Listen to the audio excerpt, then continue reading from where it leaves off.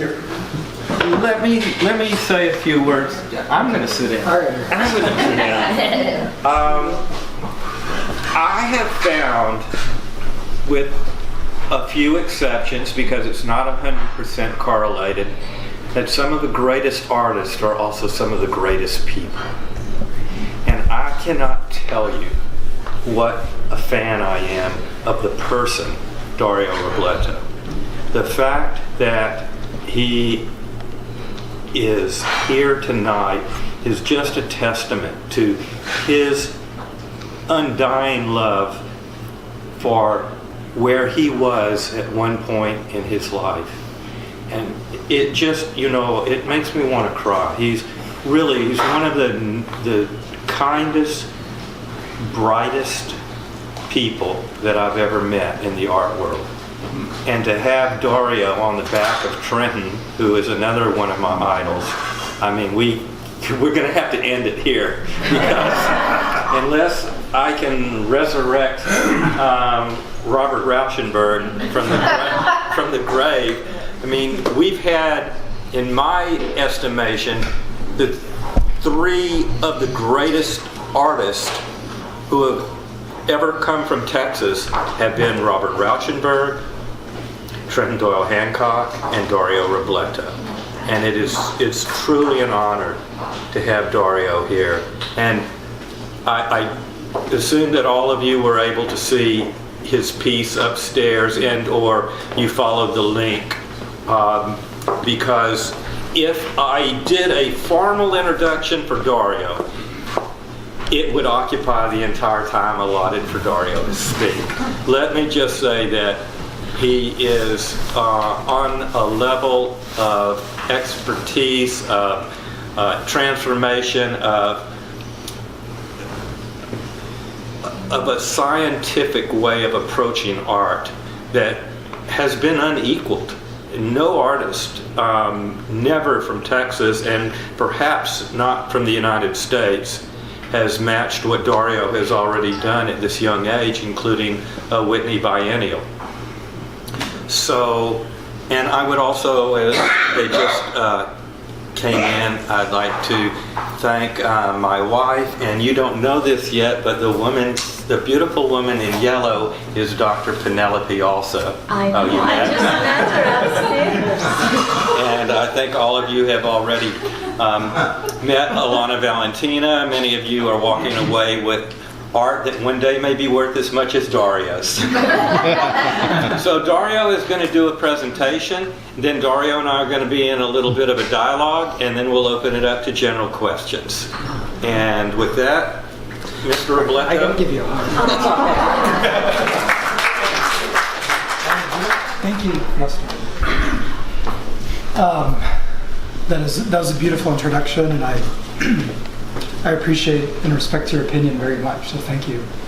You've been an incredible, as everybody knows, supporter of the arts in general, but locally too, which is not always a given with a collector of your stature. Yeah. Deborah Roberts. If you don't know Deborah Roberts, she's an artist, African-American artist out of Austin, and I didn't have any room for this piece, but I had to have it, so. Well, thank you, and it's true, I was so glad to hear that intro, to learn more about your group and what it's all about. It's wonderful, beautiful. I feel a little embarrassed I didn't know more, but I'm glad I know now. And one of my favorite things to talk to young artists about, artists of any age, but I tend to visit a lot of schools, is I always remind them that we're in this together, and that I find that a best friend of an artist tends to be another artist, because we just kind of get some stuff about what this life means, and it's not an easy one, and it's going to come with its trials and tribulations and rejections and broken hearts and all kinds of stuff. And how one learns how to deal with those things over time, which nobody really informed me how early on, I just figured it out. And now that I know, or I have some strategies on how to do that, I love talking to younger artists about that because, yeah, at the end of the day, we have to look out for each other. And we should, because what we do is incredible and important to the life of our country and the world. And I always want us to support each other, to remind us to not give up, even when it gets hard. So I will give a little background. It's unusual to do a talk without some images or anything, but I'm going to talk more broadly, just to give you a little background about myself and where I'm coming from as an artist, especially the science point that Lester mentioned, which is very important to me and is mutating into some new creative avenues I could never have predicted when I was a younger artist. But I'm from San Antonio. I grew up there. I've been in Houston for about 12 years now.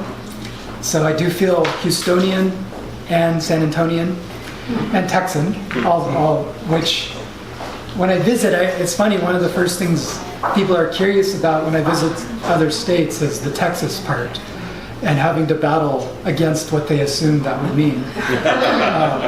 I always expect one question, which is why don't I have an accent to them, and which I find so odd. But anyway, just a few important, I won't go all the way back, but just a few important things that are crucial to my worldview as an artist. I was lucky enough to be raised by an incredible grandmother, and she's since passed away, but I have an equally incredible mother. And between the two, they raised me, and I feel lucky that I had them, and I still have my mother, because whatever's good about me as an artist, whatever that is, it's truly because of them. And my mother, very crucial to my early upbringing, my mother ran a honky-tonk when I was a little boy. It's called Dave's Place, and everybody knows the honky-tonk, of course, and you know, a 6-year-old probably shouldn't be there at midnight on the weekend, but I was, and she didn't always have someone to watch me, so she would hand me a handful of coins, plant me by the jukebox, and I felt the first sense of art and control in the sense that every song I selected had some bearing on the room around me. I ended up becoming a DJ later in life, and I really look at those moments as this formative period. But also, as you know, the hard edgeness, the heartbreak of a honky-tonk, a formative moment was seeing what they were singing, like what's Patsy Cline singing on the jukebox. And then to see it happening right in front of my eyes in the room. Although I couldn't articulate it as a little boy, I realized early on something that's remained true to me as an artist, which is the divide between art and life is more constructed, and for myself, it's more natural that they're truly integrated in the sense that the art in that room, the songs coming out of the jukebox, were literal representations of what I was seeing. And I feel lucky that I got to make this early connection between art and lived experience. My mother would move on from that to ended up running a hospice for the next 20 years after the honky-tonk. And so if you can imagine how one's formed between a honky-tonk and a hospice as a young brain developing, looking at the world, that was my experience. And I do truly, as hard as it was, and as much as I saw, I truly feel lucky about it, because it has formed who I am as an artist in basic philosophical ways. For example, empathy is a big topic of conversation in my work. The science of it all the way to the display of it. And that is in no small part because of being around those hospice nurses as I grew up. And when I get asked to this day some of my favorite artists or influences, I say with no irony that those hospice nurses were the setting a stage for what I could expect from art And let me just explain that a little better. But a transformative memory I have experienced was a particular nurse that I was particularly fond of. At this point, I was working at the hospice, and I had this very odd job, which was I was in charge of coordinating the equipment that each patient needed into their home, and as soon as they passed away, I needed to get it out of there. So I'm on the phone all day talking about death in this very abstracted way, as far as the machines and beds and all kinds of stuff people needed. And whenever we had a child, it was, of course, a horrible, gut-wrenching moment. And one day we had a little boy come onto hospice, and I'll never forget knowing the particular nurse assigned to him. And I knew her well enough to know that she was probably not going to leave his bedside as long as he was alive. And as I suspected, she didn't. And I'm on the phone with her every day, talking to her, what she needs, all this stuff. And she basically had a 72-hour vigil next to this little boy's bed. When I heard that he passed away and received the call to start coordinating to remove the equipment, I knew she was going to come into the office. And I was truly horrified. What in the world was I going to say to her? And I just didn't know. I really didn't know what to say, because I knew what she had just been going through with that family. And so I promise I'm going somewhere with this story, because it's crucial to my attitude as an artist.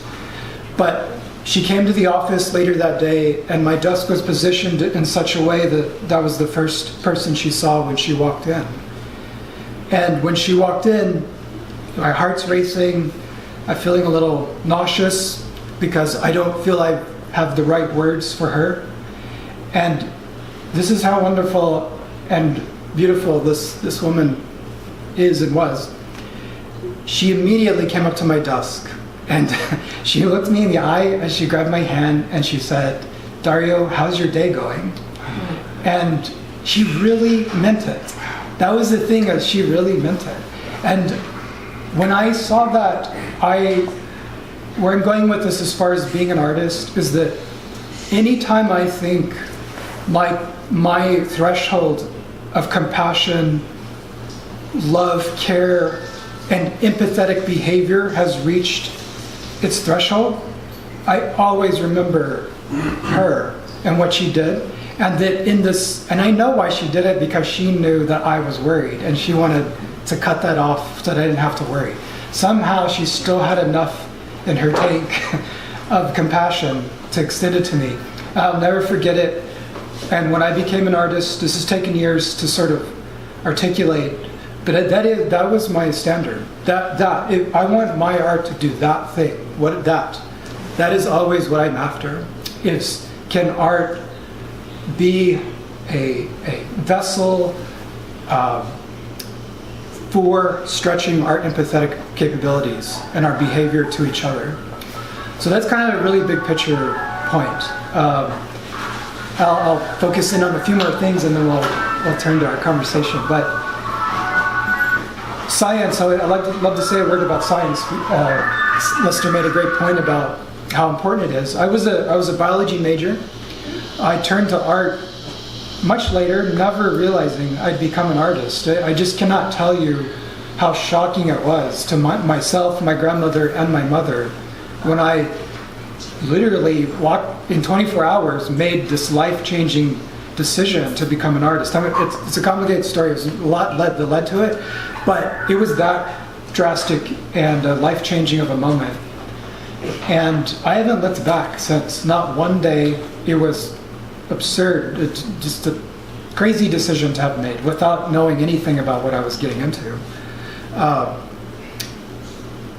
But it occurred to me early on that art, although I ended up focusing on a medium to get my bachelor's degree. I didn't go to grad school for reasons I'll tell you, but I did focus as a painter in undergrad.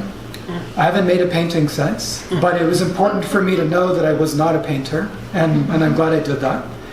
But what I early on formulated to myself was that rather than understanding art as a specific medium, printmaking, sculpture, painting, etc., it was never that to me. It was an umbrella term for someone who could not pick a passion.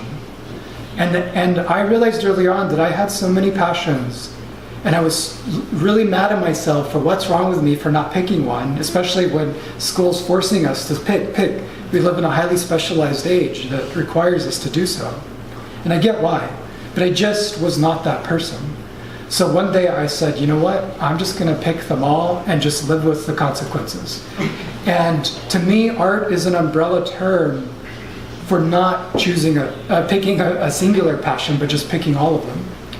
So when I use the word art, I like to tell you where I'm coming from when I use that term. It's a bit more of a philosophical worldview than any particular medium.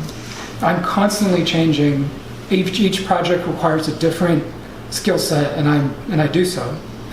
And that's why I still believe art is the right term for me, even though, as Lester alluded to, I'm kind of doing all kinds of things across different disciplines. So just tell you just where I'm coming from about art, and then maybe I'll wrap up by telling you the science part of this. Carl Sagan's huge early influence in my life, still is. I've done a lot of work about his work, in particular a probe that was launched in the late 70s called the Voyager probe was another turning point in my life. Not a day goes by that I don't think about that probe. And much of my work has come out of grappling with what's aboard that probe, which is called the Golden Record, which I won't go in. Maybe if you have questions, I'll tell you more about it later. But the point is that Carl was also crucial in my formulation as an artist, because whether he explicitly said this up front or not, I have since just embraced this point, which is, I really believe this, that art that doesn't account for the beauty and revelation that science affords us, and science that doesn't honestly look at the poetic nature of what it's doing, I think they both are impoverished in the process if they don't remember what they have in common. And for historical reasons, I'm always so fascinated. Why did the arts and sciences split? Historically, it was not always this way. Da Vinci being an obvious example. There was just no need yet to classify, I'm doing this, and I'm doing this, and I'm doing this. Over time, those things became so entrenched that we forgot what originally united us. I can go on and on about what that is, but I'll throw one out about what I think. If I had to say what's the one common seed that art and science has bloomed from, it's this, that we're both, at our core, some basic level, we're both trying to increase the sensitivity of our observations. And that by observing and getting more specific and getting more clear, that revelation occurs for science and for the poet. And if I build from there, I can make arguments now more specifically why art has something to say about neuroscience, why art has something to say about cardiology or astronomy or whatever, all categories I've explored with in my own work and with experts in those fields. And I really love this part of what I do as an artist, which is to make the case to the scientist why we should collaborate. And it always roots from there, that I remind them when I knock on a heart surgeon's door and they have no clue why in the world I'd be interested in what they're doing, let alone have something interesting to say. Or an astronomer, I remind them, we are both in the business of increasing the sensitivity of our observations. And I have knowledge, all of art history has beautiful knowledge now to work back in to modern science in the way we approach looking at the world.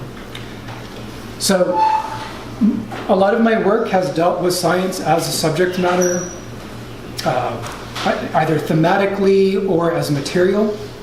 I've used dinosaur bones, meteorites, ice core samples, various things that are obtained generally from scientists.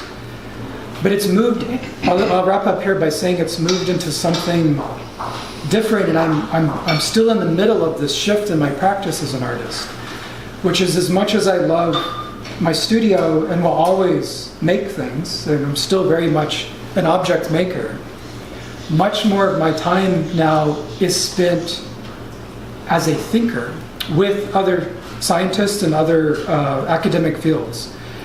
And for example,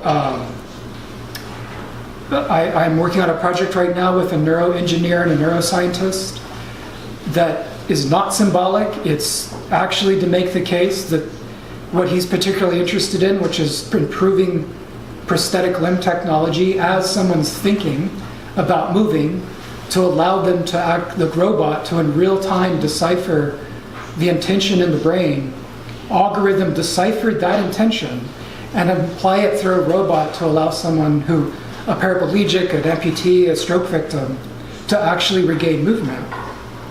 So I really believe that art has something to say here, which maybe we can go in our conversation about, and will actually better improve the device on the terms of the scientist, which is to make a more efficient prosthetic.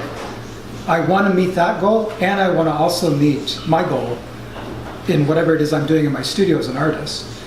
Another organization, Northwestern, I'm in the middle of a year-long, so our Northwestern, through the engineering department, a brand new thing that's pushing edges for everybody, because they've never had an artist in residence in the engineering department.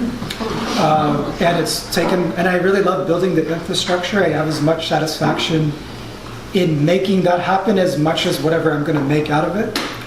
And so some of my work has been shifted in building infrastructure for ways for disciplines to connect across fields. So I'm doing something really ambitious at Northwestern with two departments called synthetic biology and bioethics. And it's going to come to fruition next year, or next academic year. And then finally, another great interest of mine. I love the big questions, and that science asks as well as art.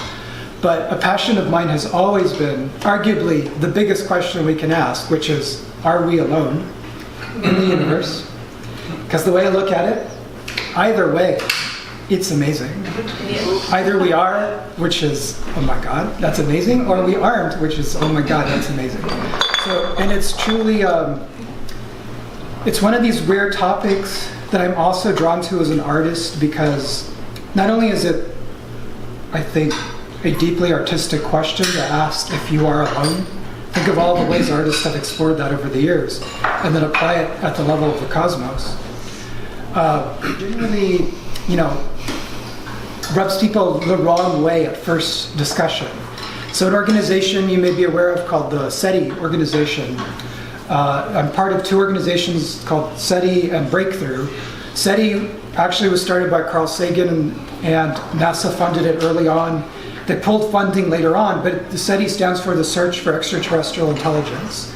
And it is a hard scientific field that's not, I always say that SETI has this little green men problem, which they have to get over. And the public also really needs to put work to get over, because of course the image of aliens, we all know, is only dictated by pop cultural understanding of invasion, etc.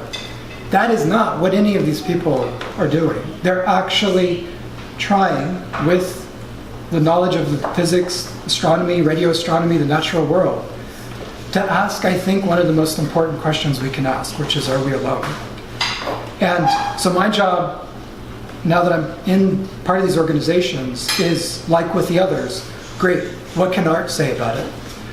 What can art contribute to the search that's meaningful both to the scientist and, again, back to my own needs as an artist, that maybe I take a totally different format. So I'd be happy to dig into any of those in more detail if you'd like.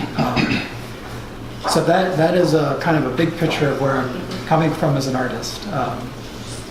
So why don't we move over here together? actually had tears in my eyes when you were talking about the nurse, which is really the effect that you often get when you are with Dario's work. I think the most, if I had to come up with perhaps a single facet of your work that is so successful, is its ability to emotionally connect with the viewer.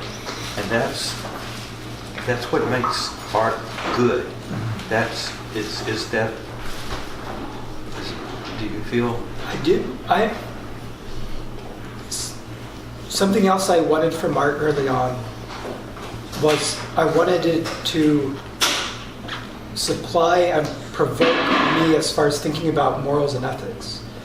And so I've spent many years in my own thinking about what are the ethics of art, what's the morality of it, and for myself, as it relates to the nurse, I realized that here is a moral dimension to empathy. That once you are an empathetic being and are pushing the boundaries of it,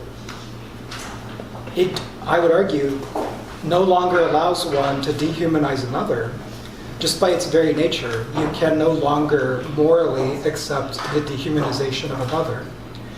So if you accept my equation, which is important, it makes sense for me, which is art is empathy, it is empathetic behavior, and it is also a vessel for the possibility of empathy, then inherent to that are these other dimensions. And how one is allowed into that is, you're right, through emotion.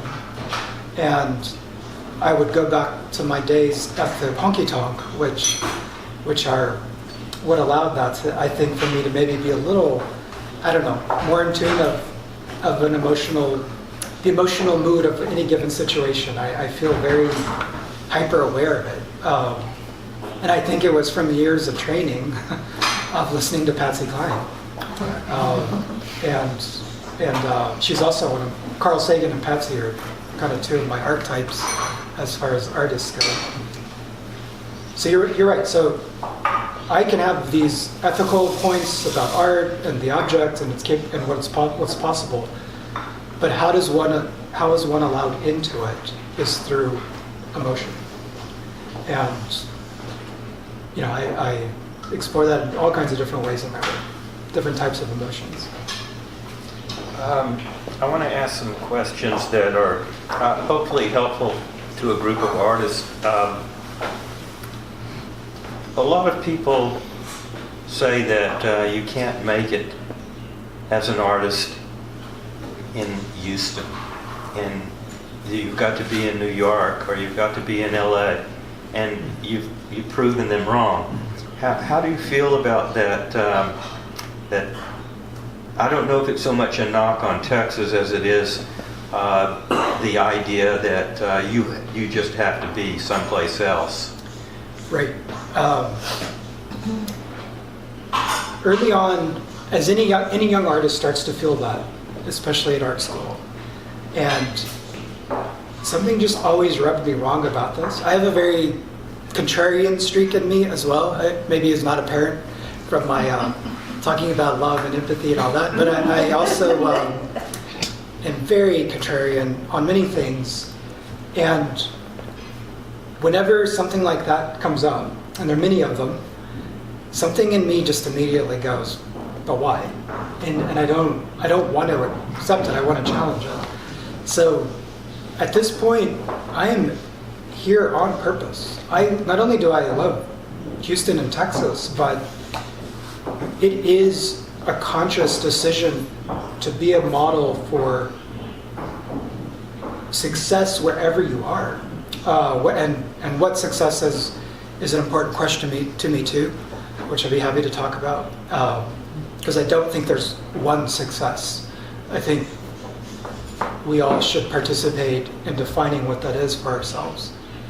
But probably the number one question I get when I visit art programs all over the country is, how are you doing this in Texas? That is ultimately what the students will ask. at some point just on a practical level.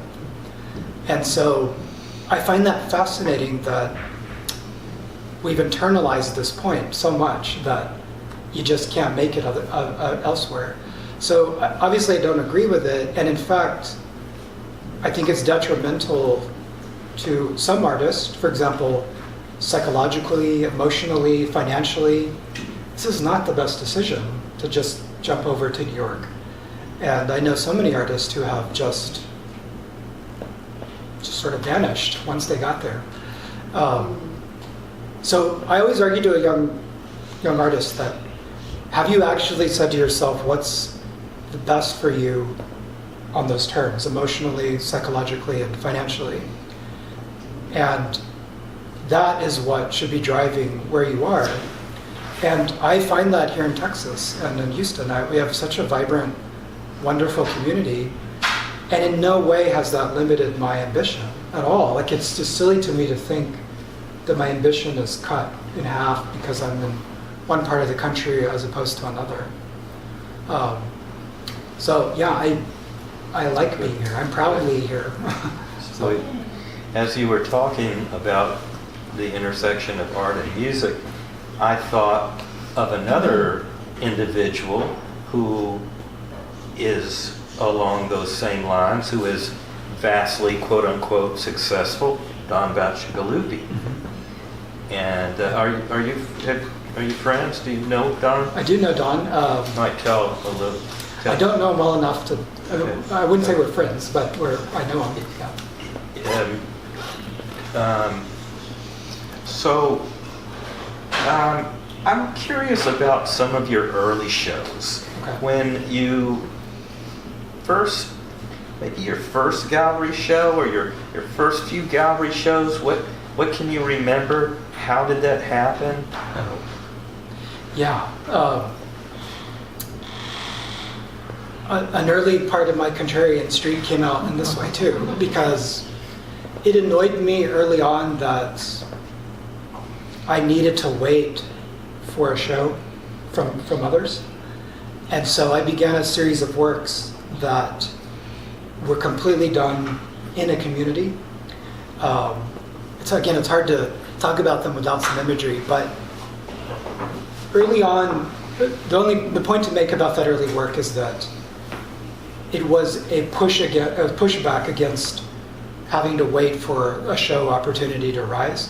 So I took it into my own hands, and I had I put a sculpture in a Goodwill on a shelf, or in a mailbox on the street, in somebody's mailbox. I did all kinds of things where very subversively inserted art into everyday settings on my Just there are 3 pieces by Ray Johnson, the originator of mail art. Oh, yes. But I don't think from 1953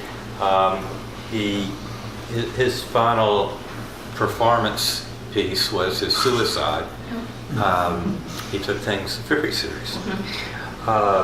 So I don't think he ever directly put anything in a mailbox, though, himself. He let the postal service do that. You've won up Ray Johnson. Yes. Well, I can tell you an example because it relates to the honky tonk. But years later, I was challenging myself with how do I bypass the show system, and more philosophically, I was really working on that problem of this art-life boundary.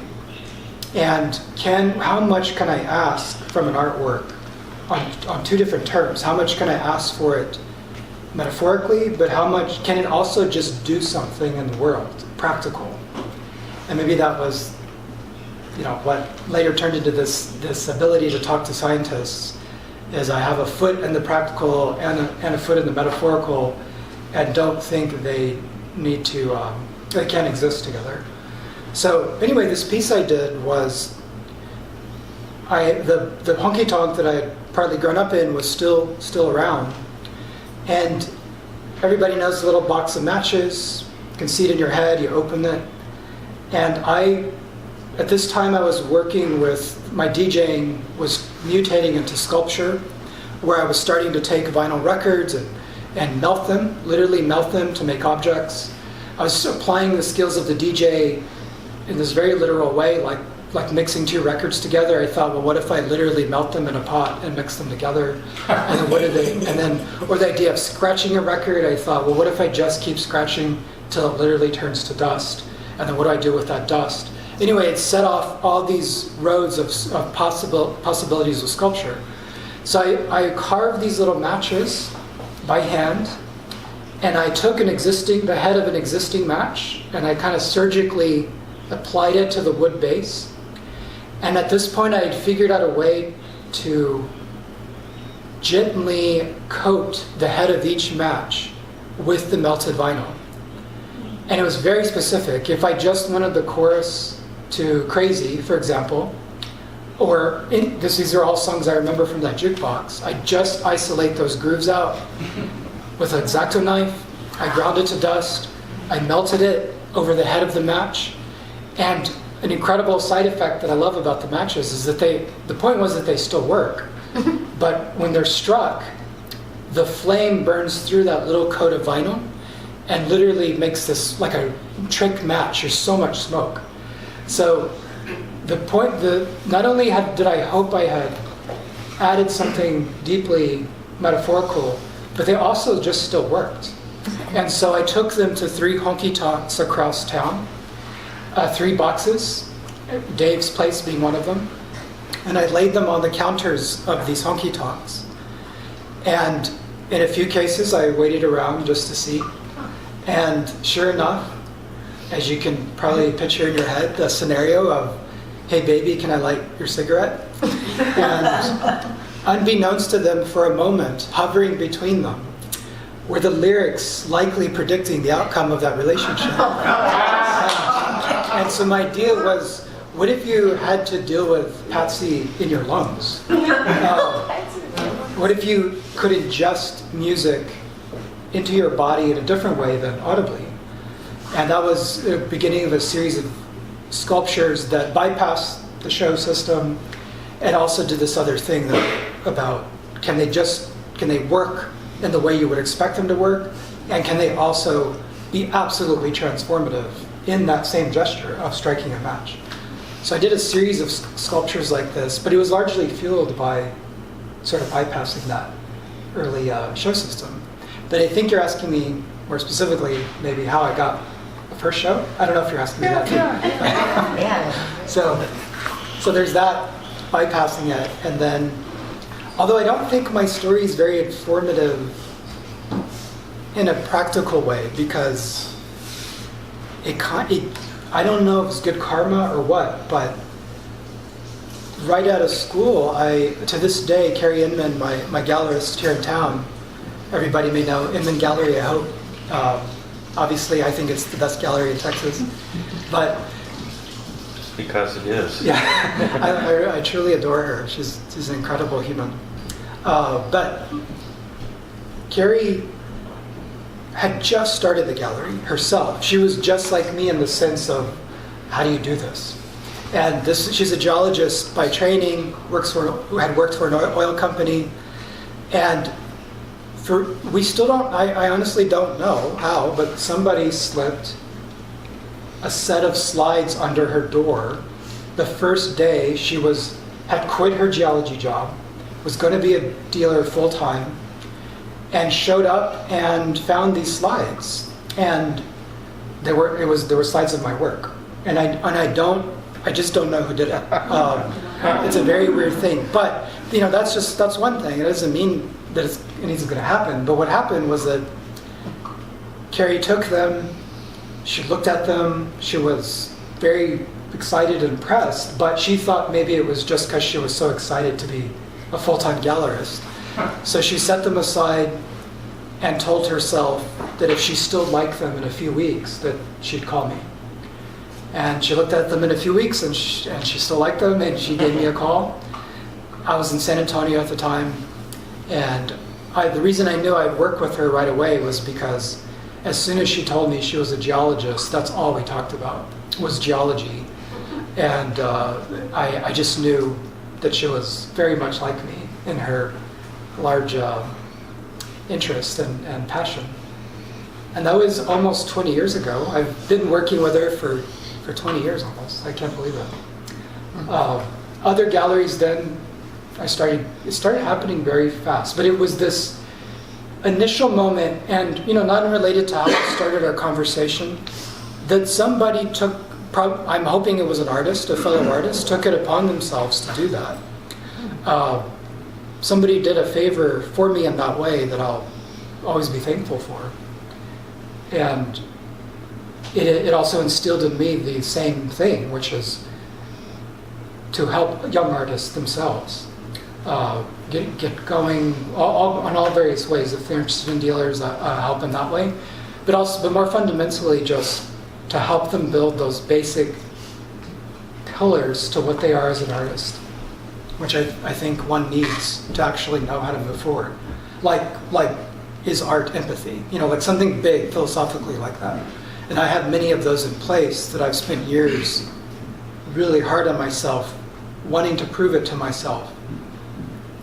So I spend a lot of time talking to young artists about that too. And inevitably, I think that does, at the end of the day, it still has to be good work in the sense of having a show, being noticed and all that. So I like to put a lot of attention to how to help a young artist ensure that they're making, even if it's to themselves, true, authentic work, because they've worked hard to figure out what matters the most to them. I think eventually that works out in other ways as far as shows and exposure. The other galleries that you have now in Los Angeles and throughout the country and Europe, have those associations come about through Carrie Inman, or are those things that you have done on your own and then brought Inman into the picture? How does that work? Oh, mm-hmm. So very quickly, Carrie, Paris, and Los Angeles, I had galleries very quickly. Again, I was so young and naive, I had no perspective on how unusual that was at the time. But they showed interest, and because I knew even early on that Carrie was a fundamental part of how I was going to move forward as an artist, I always include her. She is always part of the team, even when another gallery becomes interested. And it's not always a given that another interested gallery will want other galleries involved. Well, let's just take Acme, for instance, in Los Angeles. How did that come about? So, also, I hate that I'm not being maybe more helpful, because my story's Everything you say is beautiful. Well, thank you, but it's not like sound advice. It's sort of happenstance. So I don't know how. That's pretty much life. Yeah. So that's why I'm hoping it's helpful at some level. But I was in an early group show in San Antonio, and I did then what I have now continue as a motto, which is I treat every show like it's my final show. I have this basic philosophy that I'm not thinking about the next show after that one. I just go into that show like that's the one. That's going to be the last show I ever have. And it's a mental thing, but I really believe it, because I think that changes the work that I do. It gives it a sense of urgency. So early on, before I could articulate what I just said, I already had this just general, urgent, passionate thing about me in my work, and I had an opportunity to be part of a group show in San Antonio. I went all out, and by great coincidence, a writer from Art in America was traveling through San Antonio that summer, and who's now become my good friend. His name is Michael Duncan, incredible writer and curator. But he took it upon himself to write a review of my show in Art in America, and I didn't even know it was coming out. It just happened one day, and there it was. And that did so much to get other galleries interested. And so Acme, my Los Angeles gallery, which they've since closed, just like last year, you may know that, but I've also worked with them for over 15 years.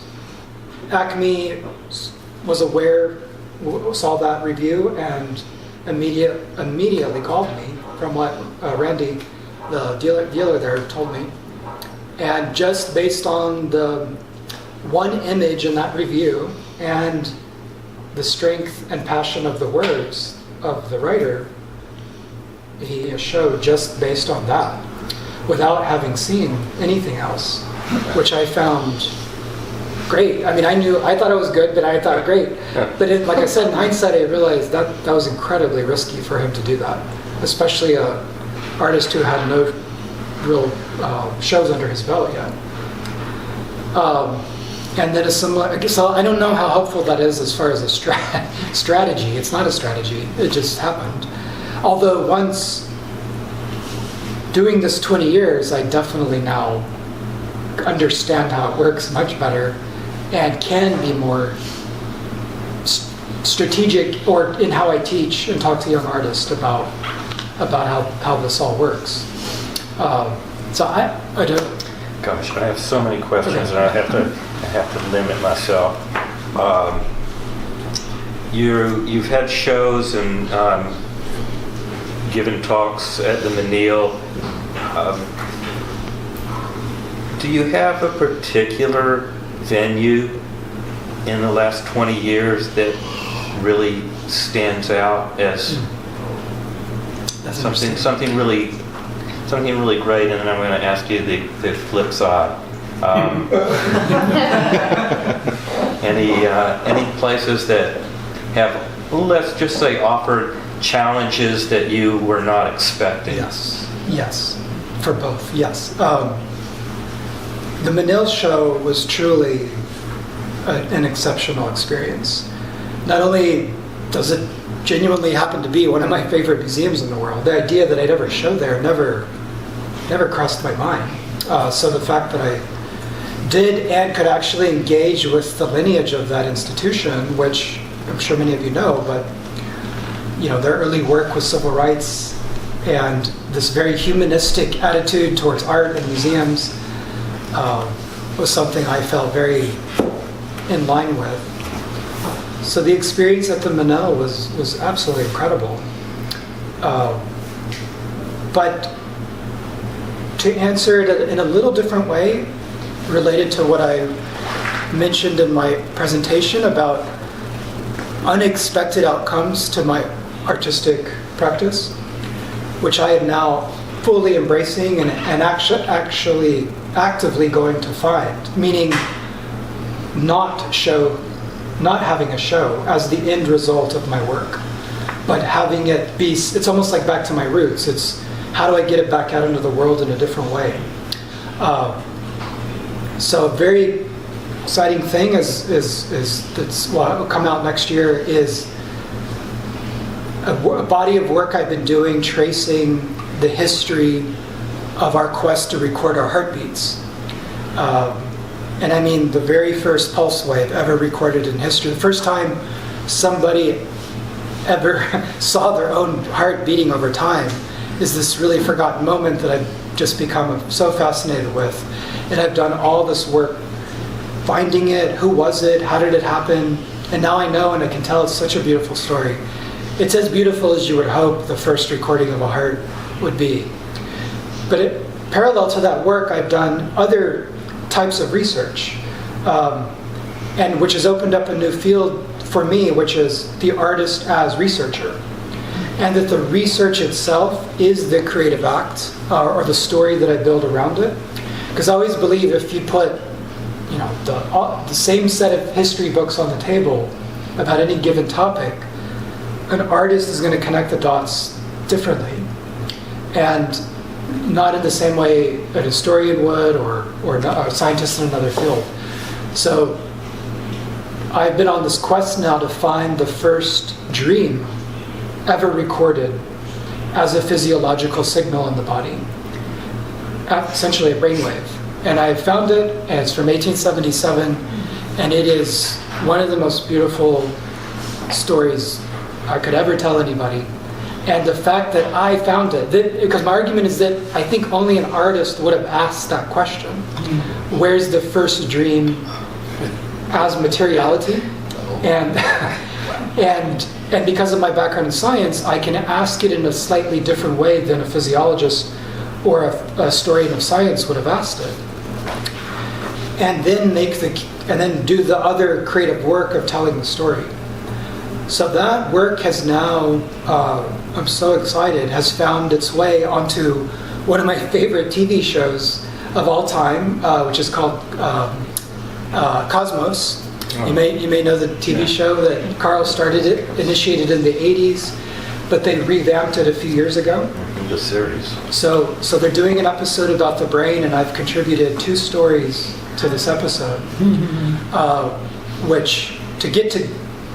So here's an example of me being creative, making the case that an artist has something important to say about a different field, in this case, early brain imaging and physiology, and will tell it in a way that only an artist would.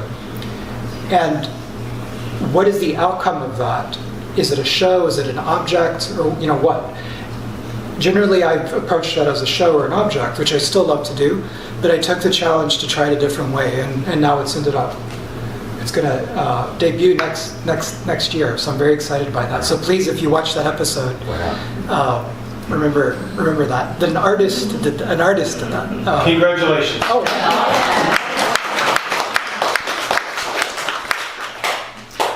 So I don't remember your original question. But, that was good. Okay. But what about over the course of 20 years? Have you met with some unexpected challenges? And can you tell us anything? Yeah, I can.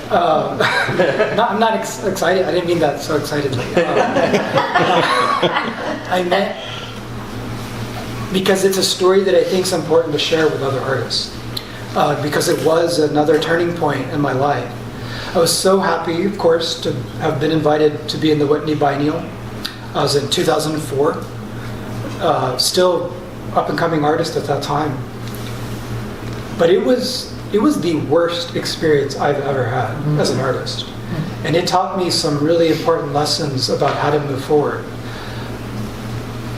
Although that show has certain stature, which it deserves, and it's a fascinating summary of contemporary art in our country. And I'm not saying that this is a normal thing or that every artist has this experience, but the reason it was so difficult for me was because it was my first test of compromise to my vision, to what the curator and the show needed. And at some level, the spectacle of that show needed, which my work is not based in spectacle, and it's not the way they were trying to show it or talk about its meaning. I felt was really hijacking or taking away from me what it was actually about, and that really disturbed me. And so, as an early artist, you're excited to be here. You also don't want to rock the boat, but it's compromising what your work is about. And I'm really proud that after losing a lot of sleep about it, and with all the risk that it came with it, I said, no, this is what it's about. This is what I need. I didn't get everything I needed, but I vocalized it. And I actively chose not to go down the road that it was being marketed as. And that did cost a lot as far as connections and relationships. But that was 14 years ago now, and that's as much a formation of who I am as an artist as anything I've made. It was how I handled my art in these situations. As the creator of it, certainly open to compromise to make a good show, but this just went too far. So I'm proud that I figured out a way around it, and learned from it, so that I never allowed myself to get that far into that position again. Well, you almost answered my next question. I was a car dealer for 28 years, and I look back on the things that I wish I had have done differently. Is there something, I mean, everything has turned out so wonderfully for you, but is there something that you would have done differently, or? No one's ever asked that. That's interesting.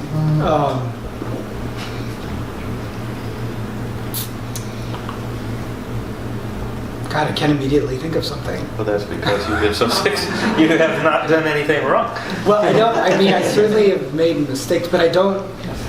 Yeah, I don't have about a mistake. Can you talk about a mistake?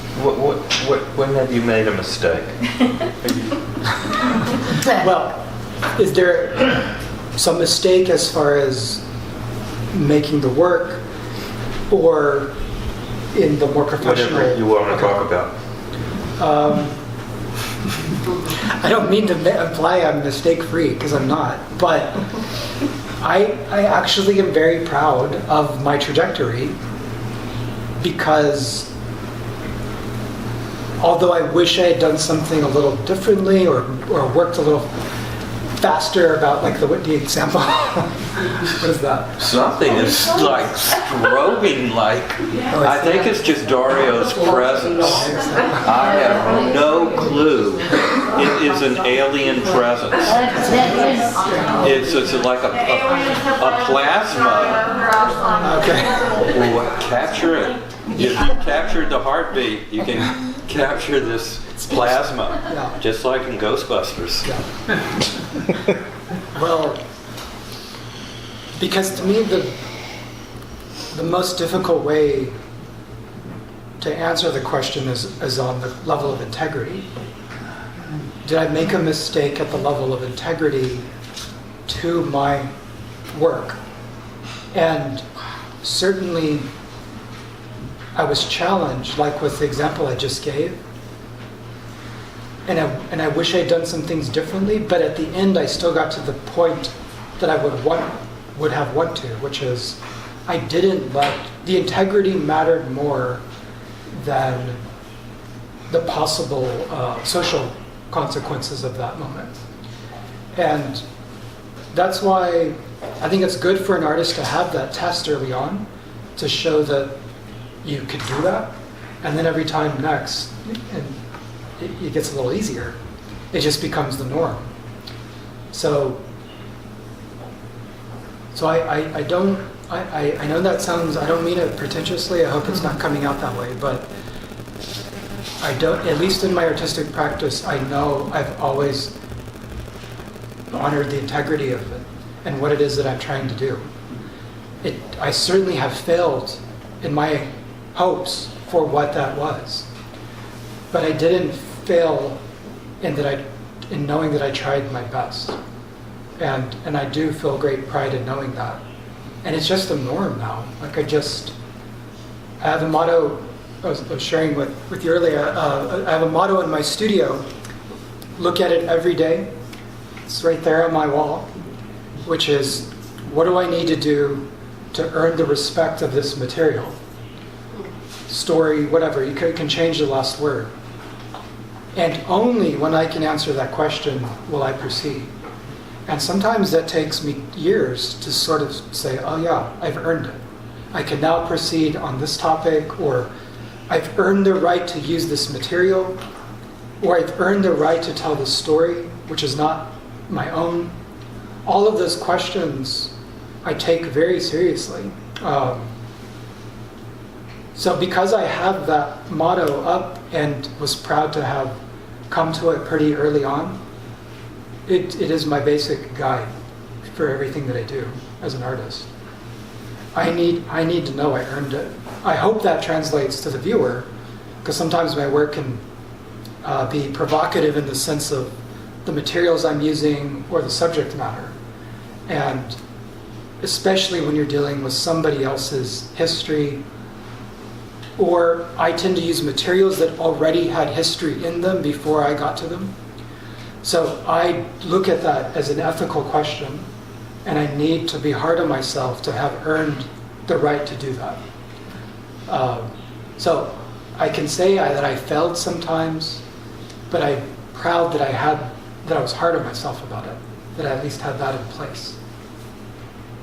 So I'm sorry I'm not being, I don't have this glaring. And maybe one more question or so, and then I know everyone would like to ask questions. There's a couple of pieces here that I want to make sure that you see. There's a piece upstairs, again at the top of the landing next to the lyric piece, which is called "A Soul Waits for a Body That Never Returns." And for instance, the chair, the rocking chair on that piece, is cast from the dust of every bone in the human body. Now, only Dario. And can you speak about that? This is a great example of, I do not take it lightly at all to use such materials.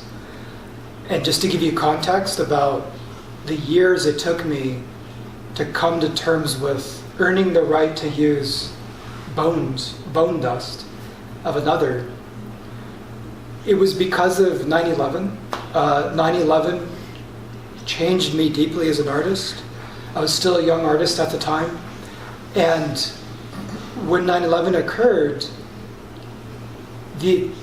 beyond feeling the horror and sadness that we all felt, as an artist, I immediately thought to myself, why don't I know the history of art in other historical moments? In the sense of, what is the history of artists responding to tragedy and destruction and all these things in this category?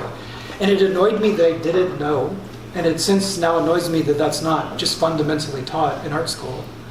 Because certainly we have World War I, World War II, the Civil War, just to stay within wars, Hiroshima. And I wanted to know, what did those artists do in their moment to contend with that? So it set me on a path.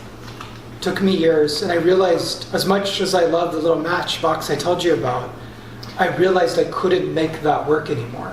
And I'm sorry, but there's also a piece upstairs in the master bedroom above the fireplace that is called I Thought I Knew Negation, etc., etc. That is, well, I can't have you talk. Dario was speaking earlier about the carved vinyl. I have a piece upstairs where you can see the carved vinyl right into the Patsy Cline bottle. But I'm sorry. That's okay. I'd love to see it. I haven't seen it in a while. I'd love to see it. But I realized that I could no longer make a certain type of work. That to me, this is my first test of, if I think there's a moral dimension to art, and that artists have a type of social responsibility, which I do, those things are firmly in place, then what is the artist's responsibility at a time of war? And that was a question I did not have a good answer to. So I began looking historically at other precedents, and eventually I spent 10 years of my life only making work about this topic. I had no idea when I started that it would take me 10 years to sort of feel like I had earned it, in a sense. Part of earning it, though, it was one of my very, very big early questions was, what did it mean to be true to a material? And here's a fact of war that, of all the facts, horrible facts, one that really resonated with me, it still does to this day, which is, did we know in history the moment when our technology on the battlefield had reached a point where someone could literally disappear on the battlefield? And that is World War I, when Civil War was horrible, of course, but people literally started to vanish on the battlefield because the weapons were so successful that people just vanished. They literally turned to dust. And so I had I don't know if I made the right decision. I'm always open to criticism and discussion, but at least in the way I formulated it was, if I'm going to talk about the horror of war, then I need to use the actual materials of war. And that was what I felt was being true or urgent in that sense. And so I began a series of works that used excavated bullet lead, bone dust, lockets of hair, all kinds of numbers of things often related to the destruction of the body. And that piece is part of that 10 years of work. I made about 60 works over that time, all part of a deeper conversation about, not specifically 9/11. At that point, I had moved on to just the nature of warfare in general. But it was a test of here's my topic. Here are the materials that truly represent that topic. And do I believe in the possibilities of art enough, in its possibilities of transformation, that I can earn the right to use those materials? I came to yes, that I believe that the power of art, through transformation of those once only destructive materials, can be upended into these objects of care and concern.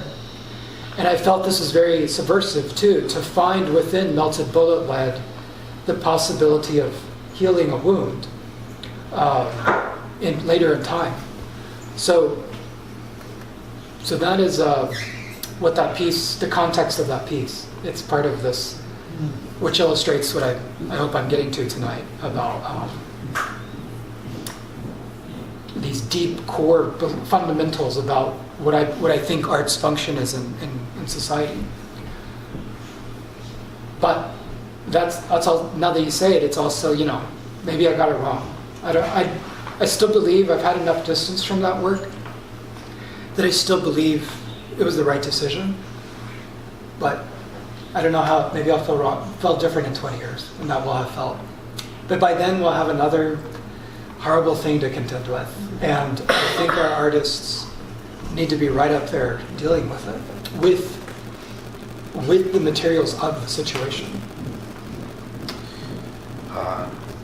Beautiful, beautiful. Thank you so much, Dario. I'd like to turn it open to the audience, and feel free. Because if you don't have questions, I've got a couple more, so you don't want to hear me. You talked about, your path, and certainly with the slides and Carrie, and, I understand that and heard it. And how do you make decisions as an artist in terms of the people? I hear what you're saying about the underlying art, being driven by the thoughts and the art. But in essence, you partner with people all the time. I do. And so could you speak a teeny bit about that? That's a great question, because just as you heard me go on about subject matter and materials, I also want this level of thought with who I work with, because I'm about to share the most intimate thing, the most passionate thing in my life. So I essentially look at it as a relationship. It has to be a relationship. So the woman, great influence to me, named Anne Drien, who was Carl Sagan's wife, who's now the director, executive producer of Cosmos, I've done a lot of work about her, for example, and her story, but I realized that there was no way I could ever have earned the right to do that until I actually became friends with her. So, on paper, it's like, how do you just become friends with someone you don't know? And it's probably very hard to access. And so I took my time, I slowly figured out, and we are now wonderful friends. And now I feel I can talk about the work that she's inspired. But the same thing with Carrie, I truly love Carrie. She is a wonderful human being that I would be proud to know, even if I wasn't working with her. And I remember some advice I got early on from other artists, especially New York artists, which was, do not be friends with your dealer. And I get it, it's like the old don't mix business with pleasure thing. Plus there's such a high turnover rate. Artists jump around from galleries and it gets very messy.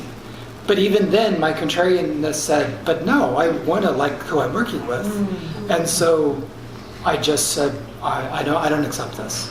So I need to like who I need to, not just like, I need to love and respect who I'm working with, because I'm going to give them a piece of my soul to take charge of into the world. I want to know when I go to sleep that that person loves and cares about it as much as I do. And I have been lucky with Carrie from the beginning. She's truly one of those people. But then that set the stage for then how I dealt with people later. And the people who I work with now, I really take time to ask them about themselves, where they're coming from. I'm totally fine taking a year just to get to know someone before working with them. So,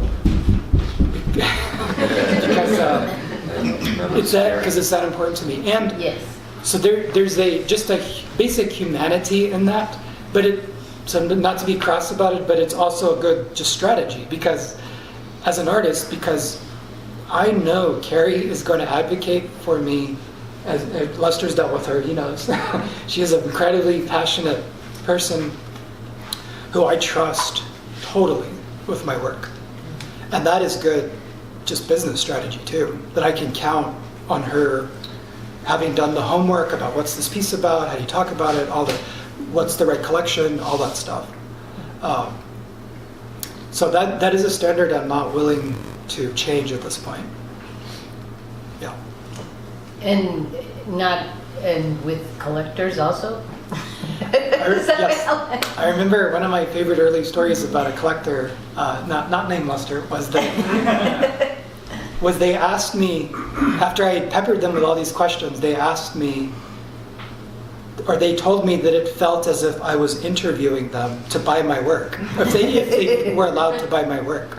And although I didn't intend that, I felt afterwards like, oh yeah, that's not, I'm glad. That's accurate. Yeah, and although it's impossible at this point to know everybody, but like Lester and I are friends. I'm proud to be in his collection. He clearly is a passionate person that I would want to be in that collection, but because of the person collecting it. And I do take time to know my collectors as well. Although I can't know them all at this point, but if I can, I will. And I spend a lot of time on it. Thank you, that's a good answer. Yeah. You had a question? I want to go back to 1971. You alluded to the project, the Voyager, the golden device, contraption that was the first thrust of man into outer space to determine if we were alone. So you said it was the defining moment for you, a watershed event that kind of helped you discover yourself. It did. Yeah. So I want to have you elaborate a little more on the elements that brought you to that reality. Was it the fact that it had the binary numbers, or the music, or the human figure, or the gold, the gilded plate that kind of will last beyond eternity. They intended it to be. Yeah. Or was it the concept, the big picture, that man is trying to connect with another being out there? So what exactly was it that really moved you? Yes. You've asked me my favorite question. I love talking about it. Because I would say I'm on a mission for us to all know something about the Voyager. If you do, I hope everybody knows. If you don't, probe launched two probes, Voyager 1 and 2. Now one of our most incredible engineering feats. Because of a once in a 175-year alignment of our outer planets, NASA realized they could get one probe to all of those planets, saving a lot of money and all this stuff, by using the gravity of each planet to slingshot it onto the next. And we did it. Like, we actually pulled that off. I can't believe to this day we pulled that off. It was designed, basically every textbook, every image you've probably seen of the outer planets, one of those, I'm sure, was taken by Voyager. It transformed our understanding of our solar system and our place in it. But because it was on this unique trajectory, NASA knew at the time that after its last visit, it was going to have enough forward momentum to actually break free of the gravitational pull of the sun and become the first human-made interstellar object, meaning it broke free of our sun and it's never coming back. It is truly in interstellar space. So it's realizing that NASA had the incredible poetic foresight to ask Carl Sagan, if he'd put a team together, to put on board what they called an interstellar message, just in case something ever found it in its million-year journey into the unknown. It's really a symbolic gesture, but maybe not. Maybe it's going to be found. Anyway, where I'm going with this is that the thing they made, it's a beautiful story that I never want us to forget. It's called a golden record. It's literally a record, long-playing LP record made of gold. And on board it had roughly an hour and a half storage capacity, and which, think about that in relation to everybody's phones in the room. But where I'm going with this is that I really believe this. I think it's the greatest work of art that art history has never accounted for. Yeah. Because it was originated in science, in a scientific mission, but it is art, and for a number of reasons, which I can go on and on about. But what they chose to put on board and why is an incredible lesson in who has the right to speak for another, what's worth remembering forever, what, on a philosophical level, do you put your best face forward, or are you honest about the worst of your species as well? They were contending with all these things. So all that to say that the transformative moment was when I was a little boy. Also, a lot happened when I was a little boy. But I stayed homesick from school one day, and by complete coincidence, I was about 6-7 years old. By complete coincidence, there was a news bulletin, or I don't know. My head had changed over there. But the point is that it was a news break or news bulletin or something, telling the public that they could call in a 1-800 number and hear what I misunderstood to mean that we had made contact and that we could call and hear the first communications from another civilization. And I think it's because I had a horrible cold, I was a little boy, I had an active imagination. I didn't really understand what they were saying. But in my mind, I thought, oh my God, we've made contact, and we can call and find out. So I called my mother, and I told her the whole story in great detail. And I said, I've got to make this call, because we finally know. And she told me, do not make that call. She insisted I not make that phone call out of I'm sure, just concern about what it was I was saying to her. I don't know all the things I must have said. And it was, a 1-800 number in 1982. And so I waited for her to get home, immediately met her at the back door, put the phone in her hand, and told her, make the call. And she, without letting her get all the way in the door, she starts dialing the rotary phone and calls the number, and I'll never forget what I heard and how much it disappointed me. After all of that, I realized what I heard, I wasn't yet ready for what I heard. And of the things that were on board, there's music, there's language, all kinds of beautiful things. But there's one thing in particular, which is 11 seconds of static. Like the sound. And I had no idea why NASA would put this on board, because at this point I realized, oh, they meant they sent that sound, not that it was coming to us. And then the mystery thickened, because why would NASA do this? I didn't understand.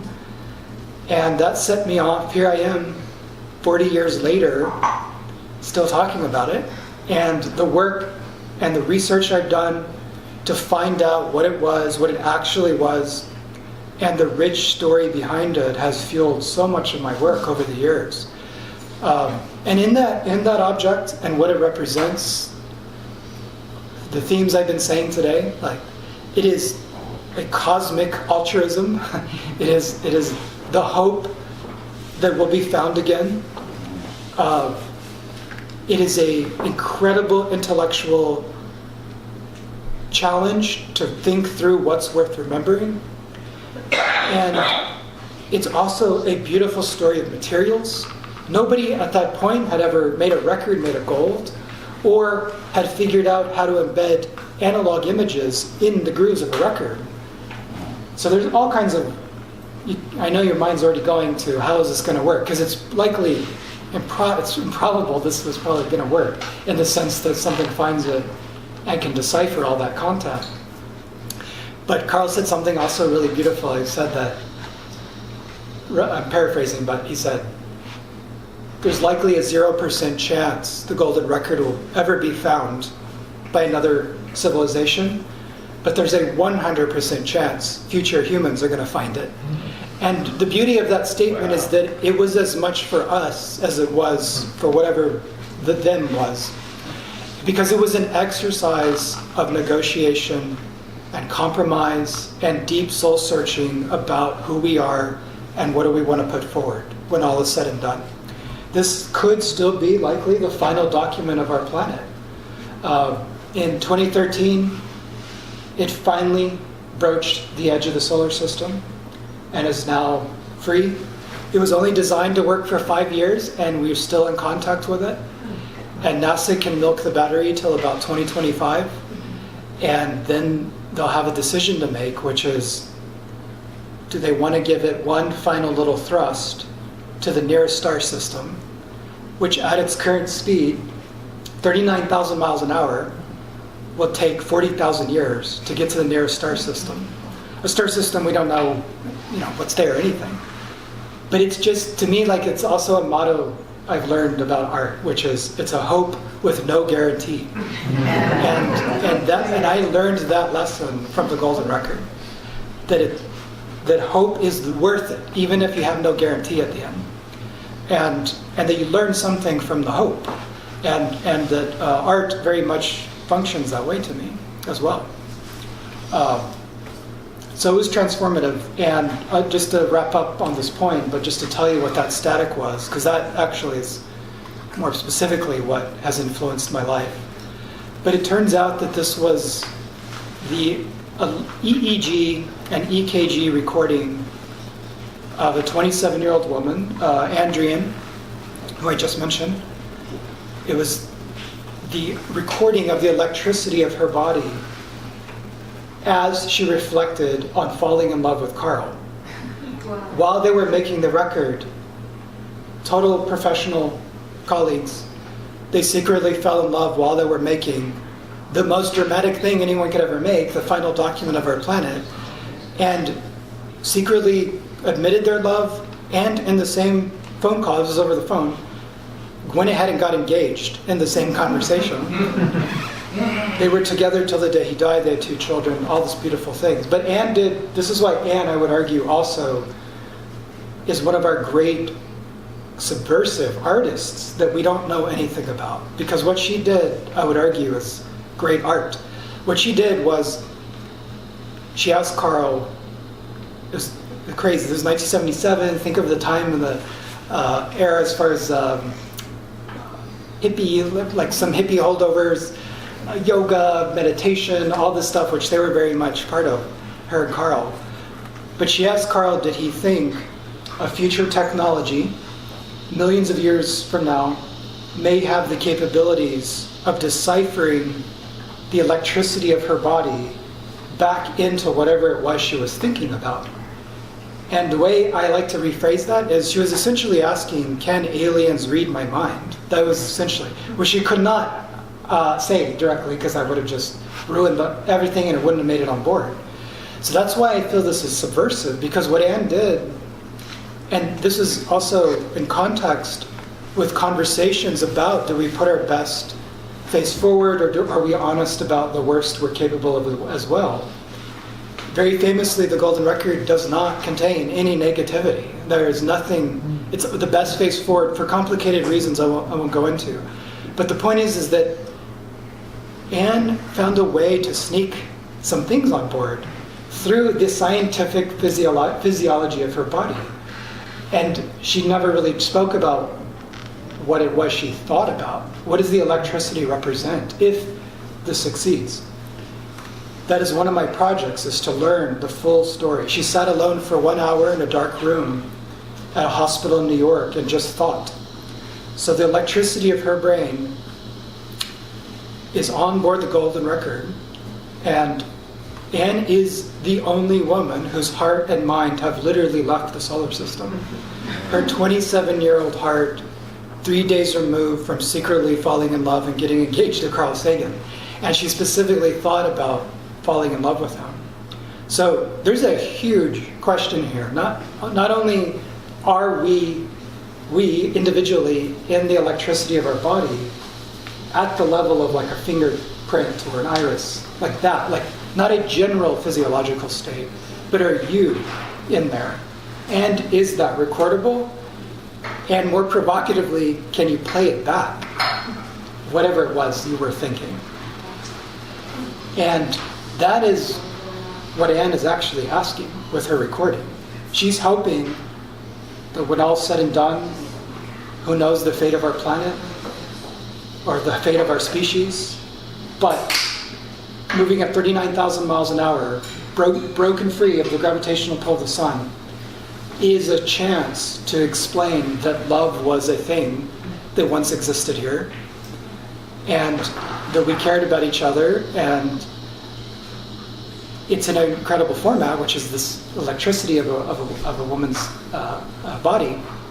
But maybe, I don't know, maybe it's possible. And I love that she did it. It was, like I said, it's a hope with no guarantee, but she did it because there was nobody had thought to put something like that on board, and she did. But so she didn't explain to them what exactly it was? No. Oh. No, it was all secret. Because and they couched it under, if you look at the track listing, it actually just says life sign. Everything I just told you, none of that is there. It just says life sign. And technically it is, because that was one way to get it on board in the sense of a scientific expedition. And NASA was very worried about getting political and things like that on the record. But I love that she literally snuck love on board. And I love that she did that. And there it is. And I'll wrap up here by saying that part of my day, I start every day, I look at my motto, what do I need to do to earn the respect of this material? And I visit the Jet Propulsion Laboratory's website for Voyager, and they have a real-time mileage counter of the Voyager's current position. And the little counter, the numbers are going. And every morning I just sort of situate myself in relation to where it is. And it's truly a remarkable thing that Anne is also the only woman who knows with exact speed and location where her 27-year-old heart is, at the edge of the solar system. And to think that some moment in our lives could be that information's always attached to it, and we can access it at any point is just blows my mind. So I don't know that she looks at it every day, but I do because it grounds me. It really does. It's a beautiful thing to look at. I encourage everyone to look at it. What is it? You just go to jpl/Voyager.com or look up JPL Voyager, and they have a website devoted to the Voyager mission, and they have a little mileage counter up in the corner. So I love looking at that. I know everybody's maybe getting tired. Maybe one last question, and then. I don't know. I have a couple more, but I think myself that is such a beautiful story that you've just shared. I think we should stop. Okay. Because you close with perfection. All right. That's a great point. And so I just want to say thank you so much.